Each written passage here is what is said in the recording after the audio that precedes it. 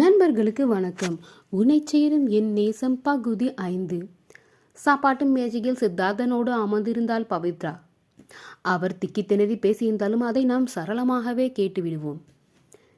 எல்லாமே புதுசாக இருக்கும், புரிஞ்சுக்கிறதுக்கு நாளாகலாம், ஆனால் சீக்கிரம் பொருந்திக்கமா என்று அவர் கூற, இதழளவில் சிரித்தவள், கண்டிப்பா சார் என்று அவள் வழக்கம் போல கூற, தலையாட்டி மறித்தவர் மாமா என்று திருத்த, நகை கடித்தவள் சாரி மாமா என்று திருத்தி கொண்டாள்.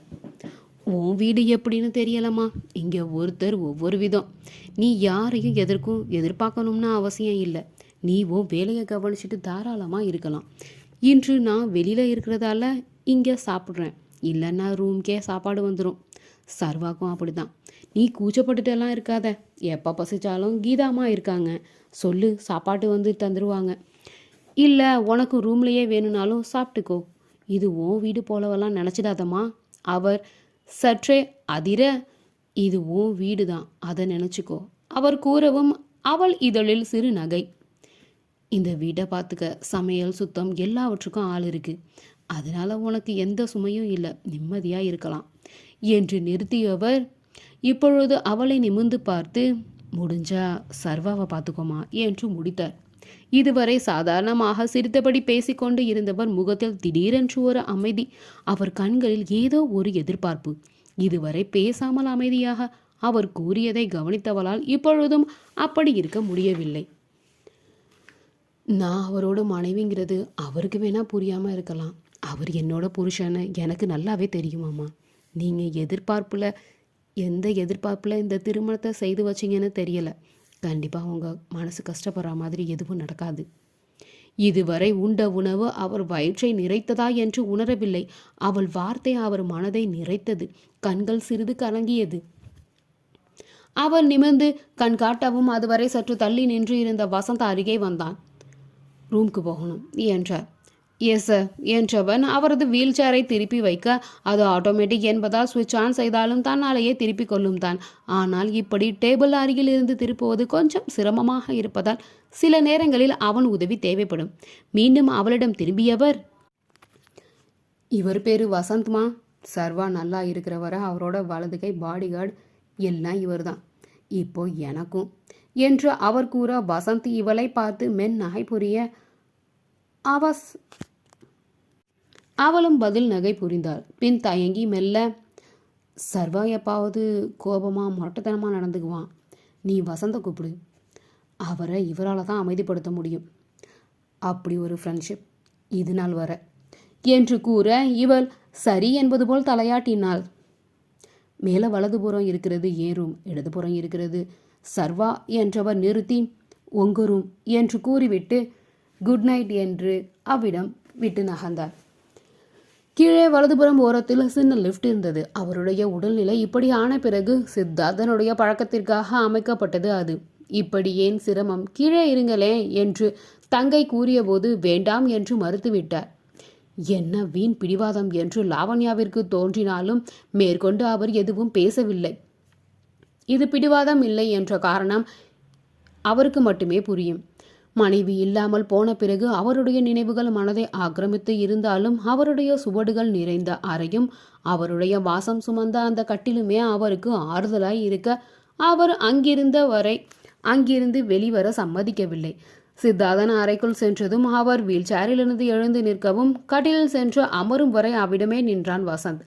பின் சேரை எடுத்து நகர்த்தி வைத்தவன், தண்ணீர் ஜக்ல ஃபுல்லாக இருக்கு சார், வேற எதுவும் வேணுமா என்று பணிவுடன் கேட்க, போதும்பா நீ போ என்று அனுமதிக்க, பிறகே வெளியே வந்தான். சர்வஜித்தின் அறையை கீழிருந்து பார்த்தவாறே நின்று இருந்தாள் பவித்ரா. அவள் அருகே வந்து சேர்ந்தான் வசந்த். இருந்த இடம் விட்டு அசையாமல் அவள் நிற்க, ஏதாவது வேணுமா மேடம் என்று பணிவாக கேட்க, அவனை திரும்பி பார்த்தவளுக்கு சிரிப்புதான் வந்தது. தன்னை மேடம் என்று அழைத்ததோடு அல்லாமல் பணிவோடு விசாரிக்கும் ஒருவரை பார்த்து, ஒன்றும் இல்லைனா நீங்கள் சாப்பிட்டீங்களா என்று கேட்க, அவன் விழிகளில் ஆச்சரியம். தன்னை அண்ணா என்று அழைத்ததோடு அல்லாமல் இப்படி அக்கறையாக விசாரிப்பு வேறு, அதுவும் இந்த வீட்டில். சர்வஜித் தான் இவள் நலனில் அக்கறை காட்டும் ஒரே ஆள். நீண்ட நாட்களுக்கு பிறகு சர்வாவை நினைவுபடுத்தும் ஒரு பெண், அதுவும் அவன் மனைவியாக. நானும் அம்மாவும் சாப்பிடதாம்மா போகிறோம் என கை காட்ட பின்புறம் டேபிளில் இருந்த உணவு பாத்திரங்களை எடுத்து வைத்து கொண்டிருந்தார் கீதாம்மா. அவரோடு அவனும் சேர்ந்து எடுத்து வைக்க துவங்கினான். இவளுக்கு குழப்பம். மரியாதை நிமித்தமாக கூறுகிறார்களோ இல்லை இவர் அன்னையா என்று. அதை அவள் கேட்டும் விட இருவரும் சிரித்தன. இவன் ஏன் பையன்தாமா என்றார் கீதாம்மா. மற்ற பொருட்களை இவளும் எடுக்க துவங்க பதறியவர்கள் வேண்டாமா நாங்கள் பார்த்துக்கிறோம் என்று தடுக்க, இதில் என்ன இருக்கு, வீட்டு வேலை தானே என்று அவள் எடுத்து வைக்கவே செய்தாள். கழுவும் பாத்திரங்களை சிங்கில் போட்டுவிட்டு உணவு இருந்த சாப்பாடு பாத்திரங்களை ஒரு பக்கமாக எடுத்து வைத்தவர்கள் மகனோடு அமர்ந்தார்கள். சரி சாப்பிட போறாங்க, நம்ம நகருவோம் என்று நகரம் கேட்டவள் பின் அவர்களை கவனித்துவிட்டு அங்கிருந்த சொம்பில் நீர் எடுத்து அவர்கள் அருகே வைத்துவிட்டே நகர்ந்தாள். இருவரும் அவளை ஒரு சேர அதிசயமாக பார்த்தனர். அவள் சென்ற பிறகு, இந்த பொண்ணு நல்ல பொண்ணு தானோ என்றார் மகனிடம். போக போக பார்க்கலாம் என்றான் அவனும். அன்னையும் ஆம் அதுவும் சரிதான் என்று உண்ண துவங்கினர் இருவரும். மாடி அறை நோக்கி சென்றாள்.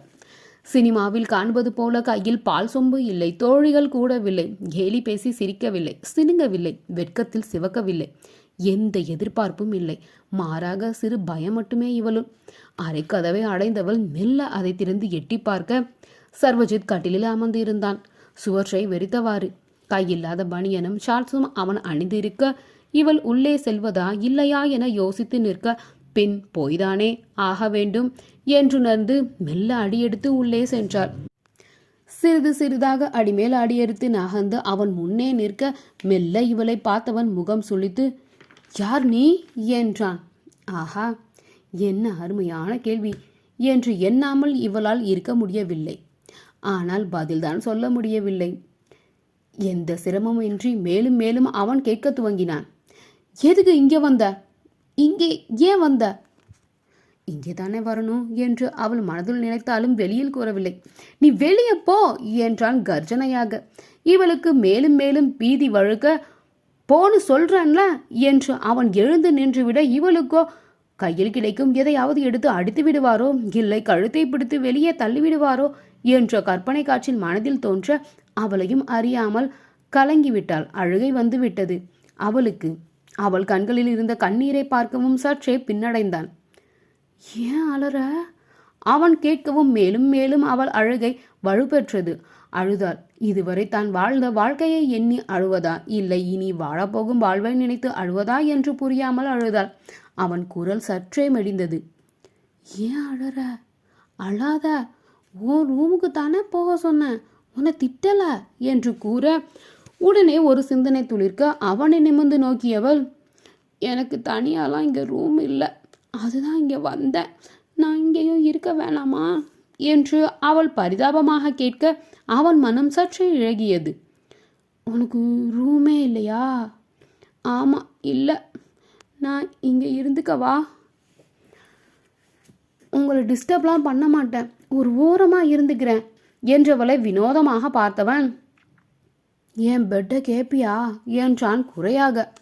ஓ இதுக்கு பேர் தான் இருக்க இடம் கொடுத்தா படுக்க பாய் கேட்குறதுன்னு சொல்லுவாங்களா அதோ என்று மனதிற்குள் நினைப்பு தோன்ற, சாச்சா எனக்கு அதெல்லாம் வேணாம், நான் அப்படியே ஒரு ஓரமாக படுத்துப்பேன் என்றவளை சரி என்று சம்மதமாய் தலையாட்டி விட்டு அவன் படுத்து விட்டான்.